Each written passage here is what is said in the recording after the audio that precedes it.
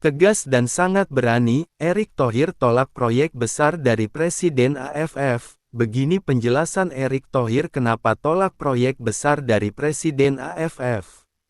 Saya hari ini akan merendahkan diri saya untuk memperbaiki sepak bola Indonesia yang bersih dan berprestasi. Jangan campurin yang namanya sepak bola dan politik, saya nggak mau.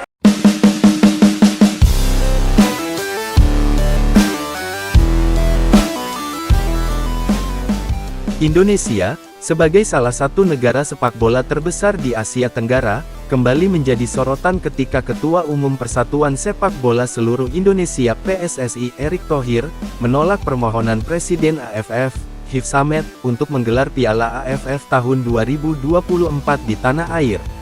Keputusan tersebut mencuat setelah serangkaian negosiasi antara PSSI dan AFF.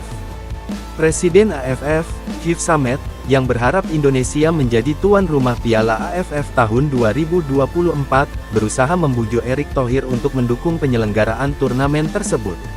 Namun, Thohir menegaskan bahwa timnas Indonesia telah memutuskan untuk tidak mau lagi ikut campur dengan kejuaraan atau turnamen Piala AFF. Media Indonesia melaporkan bahwa Indonesia bersiap untuk berpaling atau pindah ke anggota Federasi Sepak Bola Asia Timur yaitu EAFF sebagai langkah strategis untuk mengembangkan sepak bola tanah air. Keputusan ini diambil setelah pemikiran mendalam dan evaluasi terhadap partisipasi Indonesia dalam ajang-ajang Federasi AFF. Salah satu alasan utama penolakan Thohir terhadap permintaan Presiden AFF adalah ketidakpuasan terhadap upaya memberantas praktik-praktik tidak fair dan kecurangan yang kerap terjadi di kejuaraan Piala AFF. Thohir menyatakan bahwa setiap kali turnamen digelar, Presiden AFF gagal memberantas pengaruh para mafia kotor yang merusak integritas dan keadilan kompetisi. Erick Thohir takut Indonesia menjadi jelek di mata dunia. Presiden AFF mencoba untuk merayu PSSI dengan menawarkan dua proyek besar untuk timnas Indonesia, yaitu penyelenggaraan Piala AFF U16 dan U19.